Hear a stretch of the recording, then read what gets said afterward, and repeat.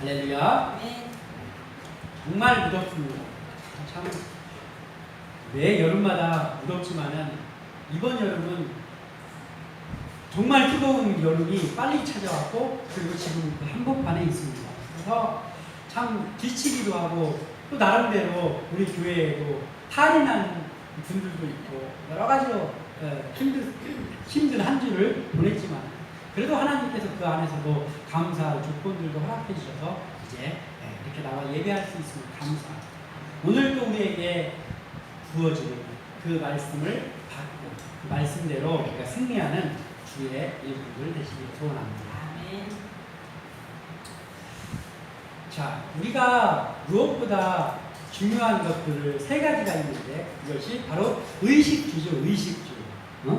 의식주. 우리 필수, 우리에게 필요한 것들입니다. 그 중에서도 가장 먼저 언급하고 있는 것이 옷입니다. 자, 옷은 너무나도 중요하다. 옷이 더울 때는 덥기 때문에 옷이 중요합니다. 왜냐하면 옷이 우리를 보호하지 않으면 살이 날 수밖에 없습니다. 태양빛을 받으면 태양빛이 좋은 것이지만 여름에 뜨거운 태양빛에서 우리를 보호해 주는 것이죠. 겨울에 추위가 있기 때문에 그렇죠. 짐승들은 옷을 입지 않습니다. 그러니까 사실 어떻게 보면 짐승들은 다 벌거벗은 거죠. 그러나 부끄러움도 없습니다. 그리고 우리가 가끔 보면 그렇죠. 아유, 개가 바깥에서 겨울에 막 눈에서 이렇게 있는 거 보면, 아유, 저 개가 추우면 어떡할까? 걱정 안 해도 됩니다. 하나님이 짐승들은 옷을 벗고 있어도 춥지 않고 덥지 않게 다 만들어 놓으셨어요. 오직 옷이 없으면, 그리고 추위와 더위에 잘 해야 되는 건 사람 하나입니다. 죄로 인해서 그렇습니다. 만약에 아담과 하와가 죄를 짓지 않았다면 우리도 지금 벌거벗고 살고 부끄러움도 없고 그랬을 거예요. 근데 이 할아버지 할머니들이 죄를 지어가지고, 그래서 우리가 옷을 입어야 됩니다. 그리고 그 옷을 하나님께서는 처음에 우리가 인류가 입은 옷은 누가 만든 거예요? 사람이 만든 게 아니고 하나님이 손수 만들어 주셨습니다. 그러니까 옷이 매우 중요하죠. 옷이 없어서는 안 됩니다. 근데 이 옷이 몸을 보호해주고 또 우리의 부끄러움을 가려주고 매우 중요한 것인데, 그것에서 끝나는 것이 아니고 그것에서 더 나간다는 거예요. 어디까지 가냐면 우리의 신분을 나타내는 거죠. 우리의 신분을 나타내주는 것이 옷이기도 하죠. 그래서 보통 때 평상복을 입을 때는 그냥 똑같은 사람이지만 그 사람이 어느 정해진 시간에 법복을 입고 나타났어요. 그럼 누굽니까? 판사죠, 판사. 그러니까 평상복 입을 때 똑같은 사람이에요. 우리 아버지이고 우리 어머니입니다. 그런데 법복을 입고 있을 때는 그 사람의 말이 법입니다. 그걸 나타내는 것이죠. 법이.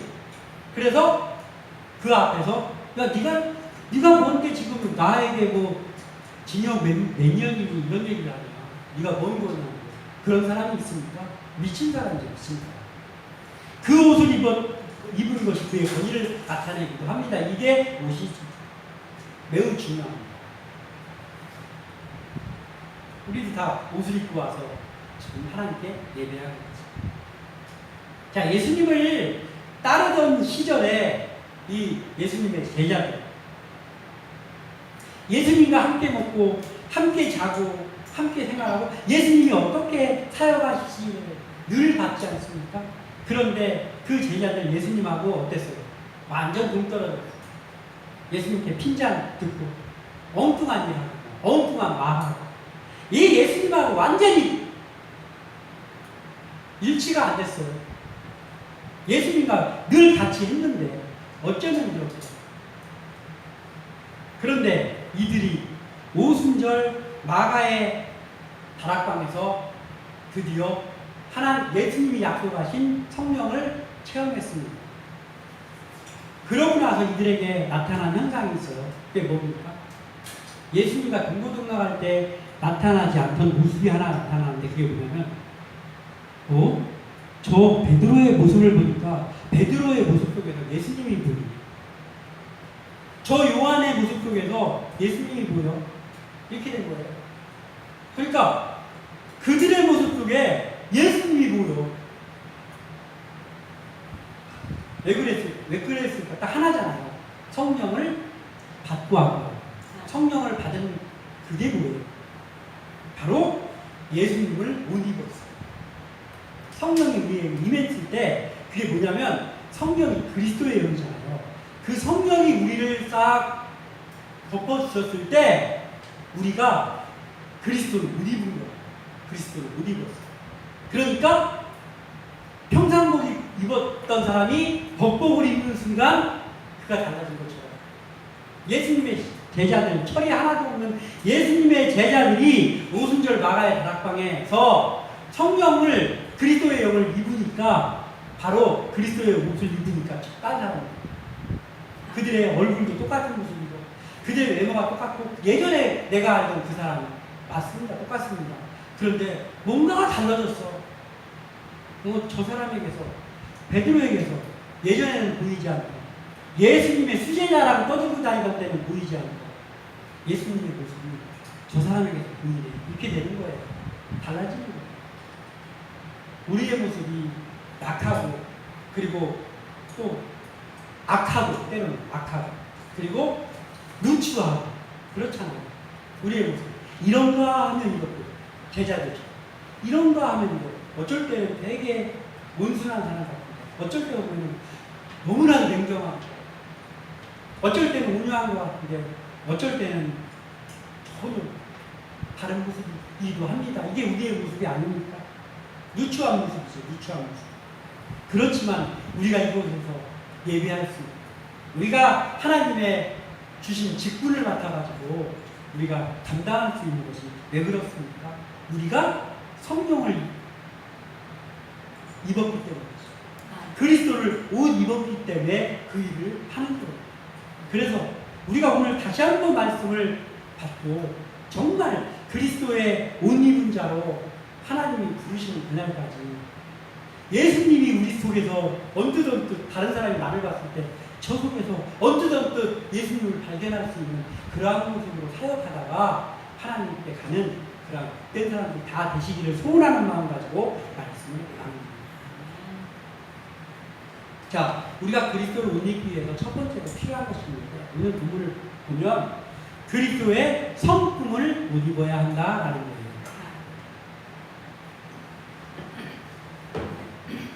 그리스도의 성품을 입어야 합니다.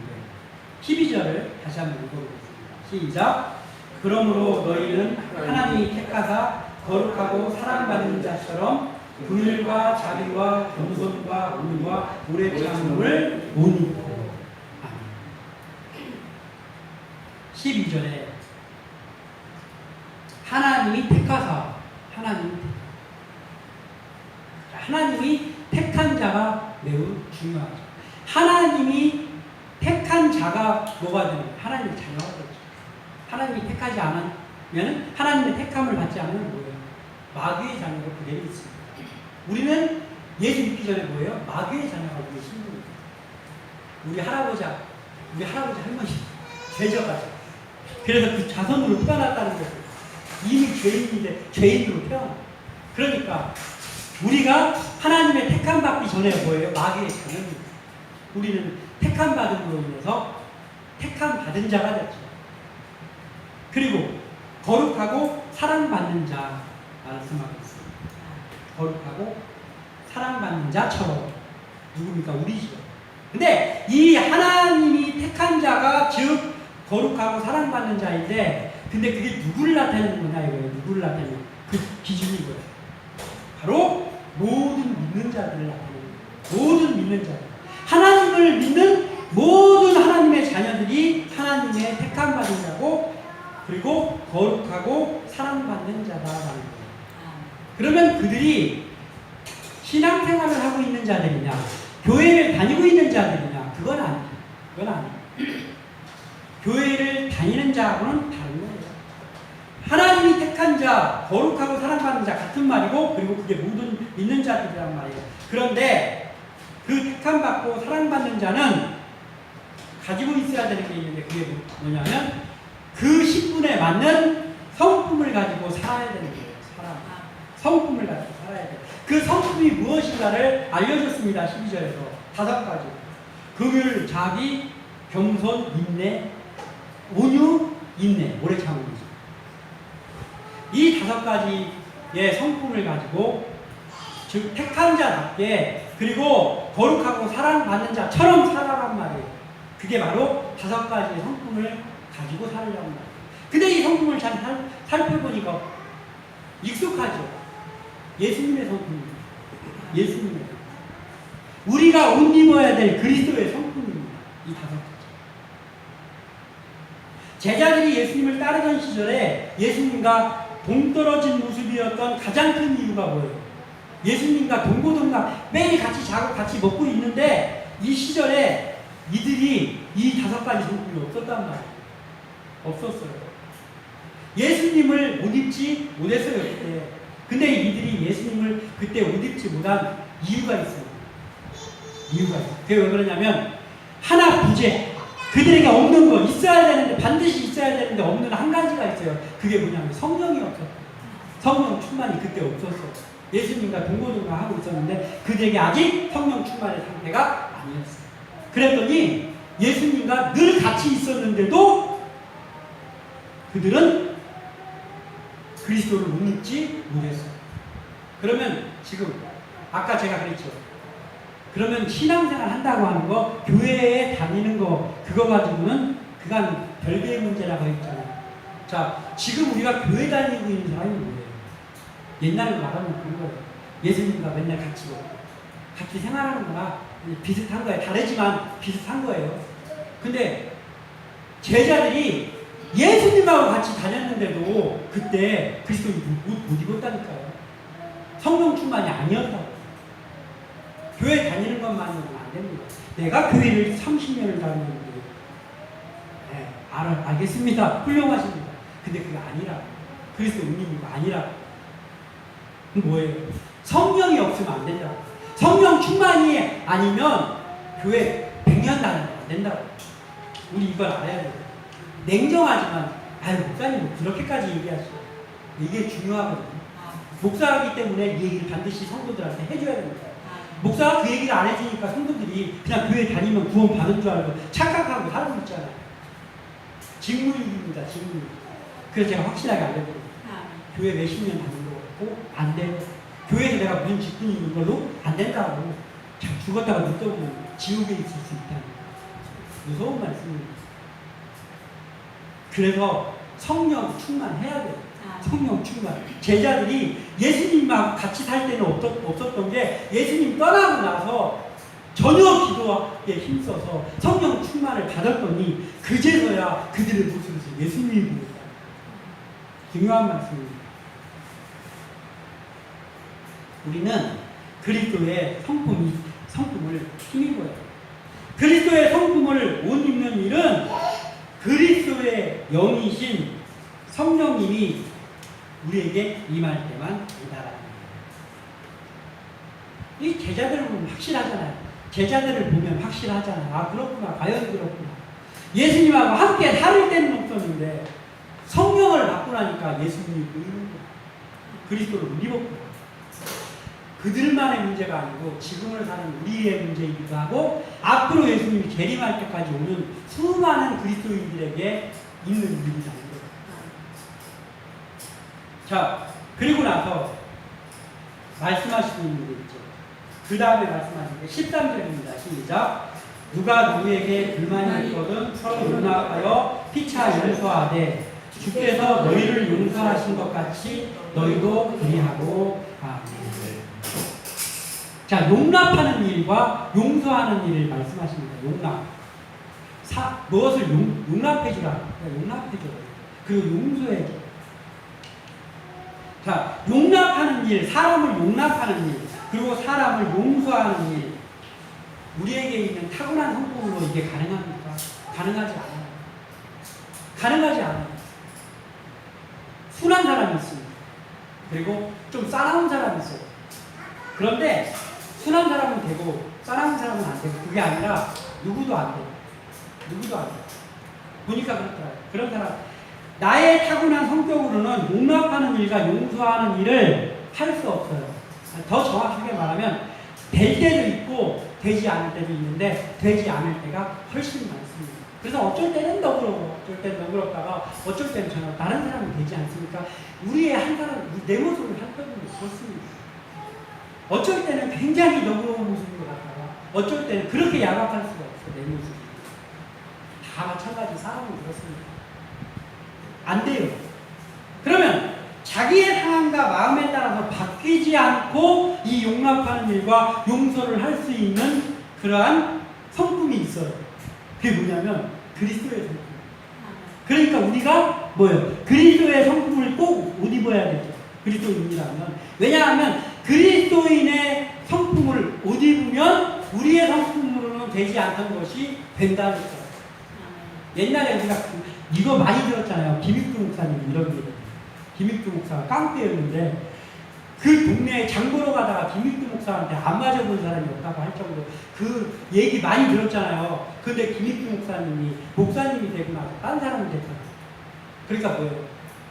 사람으로는 안 되는데 깡패, 돌깡패 같은 싸나운 성격이라고 해도 그리스도를 옷 입으면 완전히 딴 사람이 된다니까요. 그래서 우리는 그리스도를 못 입어야 됩니다. 그리고 그리스도를 옷 입는 방법도 알았잖아요. 성령 충만 반드시 해야 됩니다. 자, 그러면은 용납하고 용서하는 일이 바꾸어 말하면 뭐예요? 이웃사랑이죠. 이웃사랑. 누구를 용납합니까? 사자를 용납합니까? 호랑이를 용납해요? 아니잖아요. 여기서 성경에서 말하는 용납하고 용서하라는 누구를 그렇게 하라는 거예요? 사람, 우리 형제, 우리 자매를 그렇게 하라는 거잖아요. 그게 뭐예요? 이웃사랑이에요. 우리에게 있어 가장 큰 사람, 이웃사랑. 그걸 하라는 거예요. 근데 우리의 성품으로 안 된다. 그래서 우리가 어떻게 해야 돼? 그리스도의 성품. 못 입어. 이웃사랑은 온전히 실천하는 삶을, 이웃사랑은 온전히 실천할 수 있는 삶을 살 수 있는 길은 그리스도의 성품을 못 입어야 돼요. 그래서 성령 충만이 우리에게 필요합니다. 그리스도의 성품을 못 입는 데서 오는 이웃사랑은 변하지 않아요. 내가 그냥 조금 내 마음 고쳐먹어서 하는 거는 용서했다가 또 때에 따라서는 용서했다고 했다가 다음에 다시 그 말 꺼내기도 하잖아요. 사랑의 이웃사랑 변합니다. 그러나 그리스도의 성품에서 오는 이웃사랑은 변하지 않습니다. 변하지 않아요. 그러니까 우리는 그리스도를 못 입어야 돼요. 그리스도의 성품을 못 입어야 됩니다. 자, 이것을 알려주는 거예요. 영원히 변하지 않고 사라지지 않는 한 가지가 있는데 그것이 뭐냐면 사랑입니다. 사랑. 고린도전서 13장 8절에 사랑은 언제까지나 떨어지지 아니하되 예언도 패하고 방언도 그치고 지식도 패하리라. 아멘. 자, 사랑은 언제까지 변하지 않는다고 했어요. 근데 그 사랑이 변하지 않은 언제까지라는 개념이 뭐냐면요. 천국에 가서까지도 안 변한다. 아니, 천국에 가면은요, 그때부터 사랑만 있어요. 더 말하면, 비교하면. 천국에 가잖아요. 한 가지밖에 없어요. 사랑만 있어요. 우리가 알고 있는 하나님의 사랑은 여기서 우리가 받는 거잖아요, 그냥. 근데 거기가 가면 어떻게 돼요? 그 하나님의 사랑이 하나님과 같이 사는 거예요. 우리가 예수님의 사랑을 지금은 힘입은 거잖아요. 그런데 거기 가면 그 사랑이신 예수님하고 같이 사는 거라고. 사랑을 맛보는 정도가 아니고 그냥 사랑 가운데 푹 빠져서 사는데 영원 끝나지도 않고 영원토록 사는 거야. 그러니까 이 고린도전서 13장에 그래서 이렇게 써놓은 거예요. 사랑은 변하지 않는다. 예수님의 사랑은 변하지 않는다. 그런데 우리가 그렇게 중요시 예언을 받았네, 방언을 받았네, 뭐가 어떻게 되지, 어떤 능력을 받았네, 그런 것들 아무리 뭐 지식이 어쩌네 해봐야 그거는 다 패한다. 근데 우리는 사실 사랑보다도 그런 것들을 더 중요시 여길 때가 있지 않습니까? 신앙생활 하면서. 그래서 우리가 깨달아야 돼요. 우리에게 이 사랑이 얼마나 중요한지. 그래서 14절에 이렇게 써놓은 거예요. 같이 읽겠습니다. 시작. 이 모든 것 위에 사랑을 더하라. 이는 온전하게 되는 뜻이라. 이 모든 것이 뭐예요? 아까 알려준 5가지. 예수님의 성품. 그것도 훌륭한데 그것에 사랑을 더하라는 거예요. 그 모든 것들을 묶어줄 거라는 거예요. 여기서 사랑을 구하라는 건 뭐냐면 예수님을 구하라는 거예요. 예수님. 그러니까 예수님의 성품을 옷 입고 그리고 거기에 예수님을 더하라. 사랑을 더하라. 그러면은 우리가 정말 예수님의 제자답게 그때 살 수 있습니다. 예수님의 제자들이 예수님과 동고동락할 때도 하지 못했던 것들을 예수님이 가셔서 이제 예수님과 같이 안 살고 있는데 성령이 충만하고 나서 예수님의 모습이 그들에게 보였던 것처럼 우리도 그러한 삶을 살기를 소원합니다. 그리고 두 번째로 그리스도의 평강을 눈입어야 됩니다. 평강. 15절을 읽겠습니다. 시작. 그리스도의 평강이 너희 마음을 지장하라. 너희는 평강을 위하여 한 마음으로 부르심을 받았나니 너희는 또한 감사하는 자가 되라. 그리스도의 평강을 못 입어야 합니다. 그리스도의 평강이 뭐예요? 그리스도께서 그리스도인들에게 주신 평강이 그리스도의 평강입니다.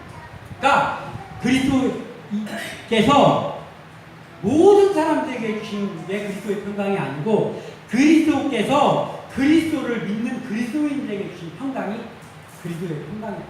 그리고 또 뭐냐면 한 가지가 더 있는데 그건 뭐냐면 그리스도 자신이 그리스도의 평강입니다. 우리 그리스도인이라면 예수님이 주시는 평강을 반드시 누리며 살아야 돼요. 왜냐하면 우리가 그리스도인이잖아요. 근데 그리스도께서는 우리에게 그 평강을 주셨다고 했잖아요, 지금. 그러니까 우리는 뭐야? 우리가 그리스도인이라면 그 평강을 누리고 살아야 되는 거잖아요. 그게 정상적인 거잖아요. 근데 가만히 보면 이런 거 있어요. 그리스도인인데 평강을 도무지 누리지를 못해요. 어쩌면 그렇게 걱정도 많고, 어쩌면 그렇게 이게 평강이 없어. 그리스도인이라고 하는데 평강이 없는 사람들 있죠. 그거 왜 그렇습니까? 그 문제가 있잖아요. 그리스도인인데 맨 걱정밖에 없고, 그리스도인인데 맨 불만밖에 없고, 그거 왜 그럴까요? 지금 평강을 누리고 있지 못하다는 거잖아요. 그럼 뭔가가 지금 잘못된 거잖아요. 이거 바로잡아. 이거 그리스도의 평강을 못 입어야 됩니다. 그러면 해결이 됩니다. 내가 마음을 먹고 뭐 여기다 뭐 써붙여가지고 막 그거 하루에 3번씩 막 암송하면서 해갖고 되지 않는단 말이에요. 요한복음 14장 27절에 평안을 너희에게 끼치노니 곧 나의 평안을 너희에게 끼치노라. 그리스도인 끼치노라 했어요. 내가 너희에게 주는 것은 세상이 주는 것과 같지 아니하니라. 그러니까 세상이 주는 것과 같지 않으니까 세상의 방법은 되지 않는단 말이에요. 써붙여놓고 암송하고 내 마음을 붙여놓고 이걸로 안 된다고. 너희는 마음에 근심하지 말고 두려워하지도 말라. 어떻게 근심을 안 하고 두려워하지 않습니까? 두려운 일들이 천지고, 예? 나에게 불만족거리들이 막 다가오는데 어떻게 그게 가능합니까? 가능하다니까요. 근데 이 말씀이요, 이게 무슨 말씀인지 알아요? 이 말씀. 성경에 찾아오면 지금 이 요한복음 14장 27절에 속해 있는 그 말씀 위에 보면 이렇게 동그란 점이 써가지고 소 제목들이 붙어 있잖아요. 성경에 보면 거기에 뭐라고 되어 있냐면 보혜사. 이게 보혜사에 대한 말씀입니다. 보혜사가 뭐예요? 성령님이잖아요. 성령 충만에 대한 말씀입니다. 알고 보혜사를 주시겠다는 말씀이에요. 그러니까 성령 충만을 받으면 니네 성정으로는 안 되는데 성령 충만을 받으면 이게 가능하다. 어려운 일 많고 근심 많은데 너희들이 평강을 누릴 수 있어. 이런 말이란 말이에요. 그러니까 뭐예요? 그리스도인인데도 꽉꽉하면 불만 있고 꽉꽉하면 막 근심에 쌓여서 이거 왜냐면 내가 지금 성령 충만하는 모습이 아니구나. 내가 지금 성령 충만하지 못하구나를 깨달아야 됩니다. 그리고 기도해야 돼요. 왜냐하면 성령 충만은 기도로만 받을 수 있습니다. 이걸 알아야 됩니다. 그리고 14절에 이렇게 말씀하시고 또 14절에 15절에 말씀하시는 게 있는데 뭐가 있냐면 이 말씀이 있잖아요. 그리스도의 평강이 있어야 되는데 너희 마음을 주장하게 하라. 주장하게 하라. 라는 말이 제가 찾아보니까 브라비에토라는 헬라어입니다. 브라비에토라는 헬라어. 이게 뜻이 뭐냐면 게임을 통제하는 심판이라는 뜻이에요. 게임을 통제하는 심판. 즉 축구나 야구를 할 때 심판 있잖아요. 그걸 말하는 거예요. 근데 그 뜻이 뭐냐면 이 주장하게 하다 이 뜻이 뭐냐면 지배하다, 통제하다, 결정하다 이런 말이에요. 그러니까 이 말은 뭐냐면 그리스도의 평강으로 통제해버려라 이런 뜻이에요. 예를 들자면 이런 거죠. 예수님이 성전에서 돈 바꾸고 비둘기 파는 자들 상다 불러오고 내쫓았잖아요. 그러면 이거를 성경을 잘못 이해하고 이 대목만 보면 그런 거예요. 예수님도 화낸 적이 있습니다. 예수님 여러분 이거 아십니까? 예수님도 분노한 적이 있습니다. 이렇게 잘못 말해요. 예수님이 상 불러왔다. 그 액면들을 보이는 현상으로만 봐서 예수님이 상 얻고 막 쓴소리하고 막 화내고 했다고 해서 예수님이 분노한 거예요. 이 예수님 분노가 아니에요. 이게 바로 예수님이 직접 실천하신 거예요. 그리스도의 평강으로 통제한 사건이 바로 이 사건이라는 거예요. 그리스도의 평강. 아니 화낸 거하고 평강하고 어떻게 같습니까? 아니 이거라. 그리스도의 평강으로 통제하라 바로 이런 거예요. 예수님이 이 말도 안 되는 교회를 장사치 만든 것, 불러엎은 것, 이게 그 주장하게 하라 이 말이다. 예수님이 분노하신 거야. 그리스도의 평강으로 통제하신 거예요.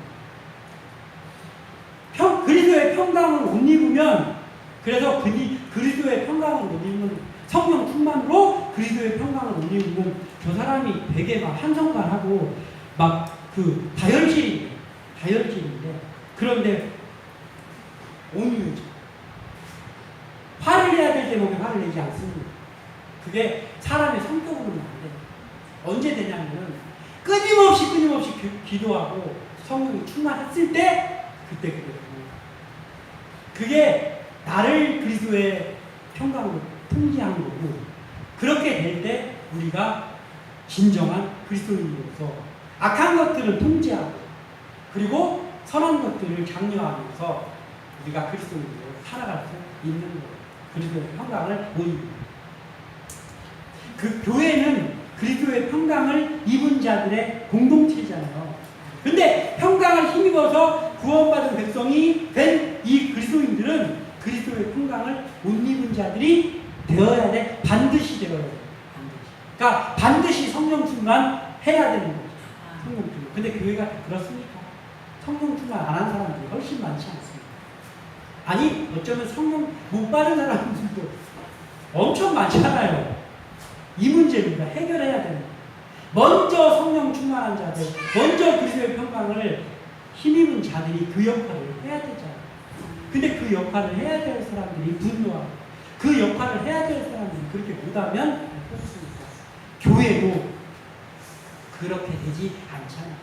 그래서 우리 한 사람은 먼저 생각해야 될 것이 뭐냐면, 하나님 아버지, 제가 그리스도의 성품을 못 입게 하여 주시고 제가 그리스도의 평강을 못 입게 하여 주시고, 불만해야 될 상황이, 걱정해야 될 상황인데 그때 마음을 가라앉히고 불만을 입으로 내뱉지 않고 하나님 도와주시옵소서를 기도할 수 있는 그 신앙인들이 우리가 되기를 소망합니다.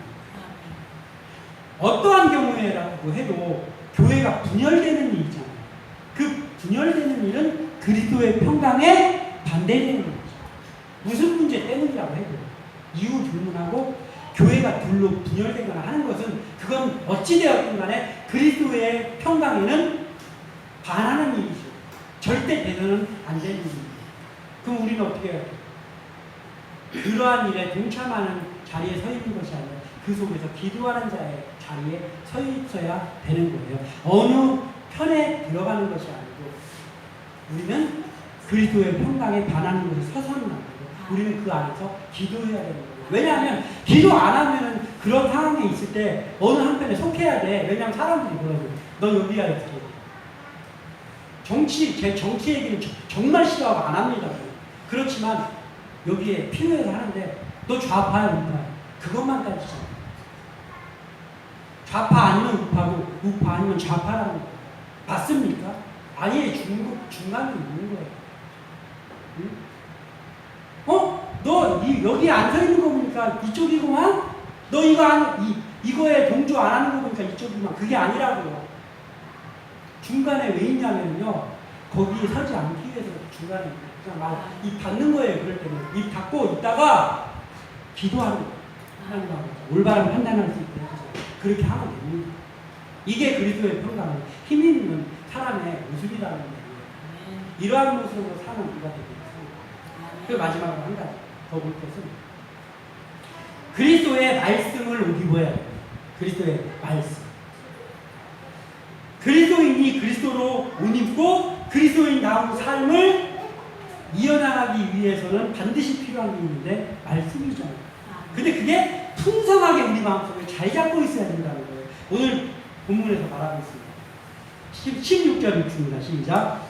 그리스도의 말씀이 너희 속에 풍성히 거하여 모든 지혜로 피차 가르치며 권면하고 시와 찬송과 신령한 노래를 부르며 감사하는 마음으로 하나님을 찬양하고 아멘. 이렇게 말씀하고 있어요. 여기서 얘기하잖아요. 네? 말씀이 풍성하게 우리 마음속에 자리 잡고 있어야 한다. 그래야 우리가 그리스도를 못 입은 자로 살 수 있기 때문이죠. 왜냐하면 하나님의 말씀은 그리스도인들의 지침이에요. 지침. 기준이에요. 기준. 그러니까 사람이 살아가는데 올바로 살아가기 위해서는 필요한 게 있잖아요. 어떤 단체마다도 있는 게 있잖아요. 정관이라는 게 있잖아요. 정관. 법칙이라는 게 있잖아요. 그게 없으면 중구난방이에요. 그런데 그리스도인들의 살아가는 데에 필요한 그 기준이 있는데 그게 뭐예요? 하나님의 말씀이에요. 말씀이 기준이라고. 그런데 내가 하나님의 뜻대로 산다고 하면서 말씀을 싫어해. 말씀 알겠는데 이거 안 된단 말이에요. 하나님의 말씀은 내 기준이라고. 기준. 그러니까 반드시 가까이 해야 됩니다. 내 속에 반드시 있어야 돼요. 하나님의 말씀은 그리스도인의 기준입니다. 16절에 너희 속에 풍성히 거하여 라고 했습니다. 먼저는 그리스도인 개인의 마음에 풍성히 거하. 우리 한 사람 한 사람의 마음 속에 말씀이 풍성히 거하. 그리고 또 하나는 뭐예요? 그 공동체인 교회에 말씀이 풍성히 거해요. 말씀으로 옷 입은 그리스도인들은 공동체 안에서 그 옷 입은 자답게 행동을 해야 되잖아요. 자, 추리닝 입었어. 판사가 추리닝 입었어요.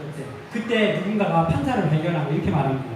당신 뭐하고 있어요? 빨리 가서 판결하고 그래야지. 뭐하고 있는 거예요? 맞습니까? 나 퇴근해가지고 지금 나 평상 그냥 보통 사람으로 살고 있습니다. 지금 이런 거잖아요. 그런데 가운 입고 법관 자리에 앉았어요. 그럼 어떻게 해요? 그 일 해야 되잖아요. 법관 자리에 앉아가지고 핸드폰 보고 있으면 안 되잖아요. 이게 네? 다른 거잖아요. 핸드폰 봐도 되죠. 핸드폰 보고 있는데 누가 와가지고 무슨 판사가 왜 핸드폰 보고 있어? 이렇게 하면 그 사람이 이상한 거잖아요. 그런데 판사가 법복 입고 앉아가지고 핸드폰 보고 있으면 그 판사가 이상한 거죠. 자, 너희 속에 풍성이 거하여 그 말씀이 거했습니다. 말씀 안에 말씀을 옷 입은 자가 됐습니다. 그러면 어떻게 해요? 법복을 입은 자가 됐습니다. 똑같은 거잖아요. 그러면 그 일을 하라는 거예요. 그리스도의 이 말씀을 힘 입은 자답게 그때부터는 그 일을 해야 된다. 그런데 그걸 어떻게 하느냐? 직분에 맞게 공동체의 하나됨을 위해서 그 일을 행해야 됩니다. 그러기 위해서 중요한 게 있어요. 교회 안에서 말씀대로 사는 일과 더불어서 또 중요한 게 하나가 있어요. 이게 제가 볼 때는요, 말씀대로 사는 것하고 똑같이 중요한 것 같아요. 그게 뭐냐면은 질서대로, 질서. 교회의 질서가 말씀만큼 중요한 것 같아요. 그러니까 이게 뭐냐면 이런 거예요. 교회 안에서 우리가 직분이 있잖아요. 직분은 장로가 높고 그 다음에 권사가 그 밑이고 이게 아니잖아요. 근데 우리 교회들을 보면요, 그게 아니라고 하면서도요, 말로는 그렇게 하면서도 그것처럼 살고 있는 것이 너무나 많아요. 교회가 계급사회예요. 계급사회. 아니라고. 아니라고. 그런데 그러면 안 정해놓으면 되잖아. 장로도 안 세우면 돼. 그런 사람들이 있습니다. 교회에서 직분을 왜 세워요? 도대체? 성경에 성경을 모르니까 그 얘기하는데 성경대로 하는 집은 세워야 돼요. 장로는 이렇게 세워라, 집사는 이렇게 세워라. 성경에 다 있잖아요. 세워야 되는 게 맞아요. 근데 그거를 계급처럼 하지 말라. 그냥 질서대로. 이게 뭐냐면요. 장로는 장로가 해야 될 그 일 있잖아요. 직분이 있잖아요. 그 일을 행해야 됩니다. 장로인데 그 일을 안 해 도무지 그러면은 이게 직무유기야. 권사는 그 일을 해야 됩니다. 집사는 그 일을 해야 돼요. 평신도도 그 일을 해야 돼요. 목회자도 그 일을 해야 됩니다. 그게 그리스도를 옷 입은 자답게 사는 길이에요. 그래서 그 장로가 해야 될 일을 자꾸 집사가 와서 하려고 또 좀 청년들, 젊은 집사들이 해야 될 일을 80 넘어갖고 와서 계속 하려고 주일학교 교사 80까지 하려고 그 미덕이 아니고 주일학교 교사 80까지 하는 미덕이 아니고 80 넘으면 그때는 뒤에서 비료해 주는 게 미덕이고 젊은 사람들 일하는 거예요. 이거를 우리는 잘 알아야 돼. 그게 질서대로라는 거예요. 그게 질서대로. 이것을 우리가 알고 나가야 돼요. 그리스도의 말씀을 옷 입은 그리스도인들은 삶도 그리스도를 옷 입은 사람답게 살아야 돼요. 대변인이라는 게 있잖아요. 대변인. 대변인이 뭐 하는 사람입니까? 대변인. 대변인은 자기 말하는 사람이 아니에요. 자기 말을 안 해야 되는데 한마디도 하면 안 됩니다. 대변인은 그가 모시고 있는 권위자가 전하라는 말만 해야 되는 게 대변인이에요. 근데 대변인이 갑자기 화난다고 아이씨 하고 막 싸우고 그럼 대변인이 당장 그만둬야지. 자, 그리스도의 말씀을 옷 입은 자는 뭐예요? 대변인이에요. 내 말 하면 되는 사람들이 아니고 그리스도의 말씀을 옷 입은 사람들은 누구의 말씀만 해야 되냐면 그리스도의 말씀만 해야 되는 거예요. 왜냐하면 내가 대변인이니까 내 말 하는 사람이 아니란 말이에요. 그래서 교회 안에서도요 우리가 누구에게 조언 한마디를 하자고 내가 몇십 년 동안 신앙생활 하다 보니까 말이야 이런 조언은 안 하는 게 좋아요. 조언할 거면 뭘로 조언해야 되냐? 야 성경에 아브라함 봐라. 아브라함이 이렇게 했잖아. 기도하면서 그렇게 해봐. 이게 조언이에요. 이게 그리스도의 옷 입은 대변인의 조언이라. 자기가 경험했던 거 이런 거 조언하는 건 아니에요. 우리 이걸 알고 실천하는 사람들이 되게 소원합니다. 그리고 마지막으로 17절 읽어볼게요. 시작. 또 무엇을 하든지 말에나 일에나 다 주 예수의 이름으로 하고 그를 힘입어 하나님 아버지께 감사하라. 말에나 일에나 다 주 예수의 이름으로 라고 하는 것에 대해서 우리는 매우 신중하고 무겁게 이 말을 받아야 돼요. 주 예수의 이름으로 하고 말에나 일에나 자기 마음대로 말하고 행하면서 믿음 안에서 한다고 해서는 안 돼요. 내 말 들으면 돼. 내가 신앙생활 40년 했어요. 그래서 내가 지금까지 살면서 경험해 보니까 말이요. 이런 말 안 들어도 됩니다. 그리고 하면 안 됩니다. 그런 말. 하면은 안 됩니다.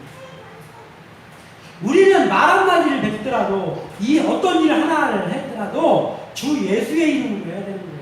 그게 그리스도를 입은 자들이 해야 되는 일입니다. 그리스도인은 모든 걸 할 때 예수님의 체면이 나한테 걸려있는 거예요. 내가 그리스도인이라고 말하면서 나 기독교인입니다 이렇게 말하면서 내가 잘못하면 예수님의 체면 깎아먹는다. 내 체면 깎는 거는 괜찮은데 예수님의 체면을 통째로 깎아먹는다. 그래서 우리는 말 한마디 그리고 어떤 일 하나 하는 거 신중하게 해야 됩니다. 그 신중하게 하는 게 뭐예요? 성령 충만한 상태로 하는 거고 기도하면서 하는 거예요. 그리고 말씀대로 하는 거예요. 그래야만 우리가 진정 그리스도인답게 예수님의 체면도 살려드리고 그리고 예수님의 영광을 나타내면서 살 수 있습니다. 감사하는 일 마찬가지 마지막으로 한 가지. 감사하는 좋은 일에 감사해요. 좋은 일을 했을 때는 하나님 감사합니다 하면서 기도도 하고 이래. 그런데 조금 안 좋은 일 생기면은 기도 안 해요. 감사 안 해. 불만만 늘어나. 그러면 그런 감사 개나 소나 다 할 수 있는 감사 아닙니까? 예수 안 믿는 사람, 이거 범죄자도 할 수 있는 감사잖아요. 자기한테 좋은 일이 생겼을 때 감사. 나쁜 일이 생기면 불만 터나. 그러면 우리는 그리스도의 못 입은 자가 아닌 거 아니잖아요. 우리는 어떻게 해야 됩니까? 인류, 제가 아까 기도했잖아요. 진짜 감사는요, 인류 감사는 뭐냐면, 좋을 때 감사하는 것은 그 기본입니다. 나한테 조금 걱정되는 일이 생겼을 때, 나한테 조금 어려운 일이 생겼을 때, 그때 정말 하나님 앞에 기도하면서 감사하잖아요. 그게 인류 감사입니다. 그게 진짜 감사입니다. 마지막에 그렇게 했잖아요. 하나님 아버지께 감사. 16절에도 감사하는 마음으로 하나님을 찬양해요. 다 감사로 끝내는 이유가 없어요. 우리 감사하는 자가 진짜로 말로만이 아니라 진짜로 되기를 소원합니다.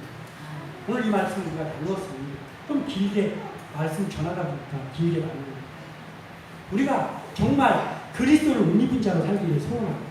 그리고 우리가 그 삶을 살기 위해서 반드시 성령 충만해야 되는 것을 우리가 이제 알았습니다.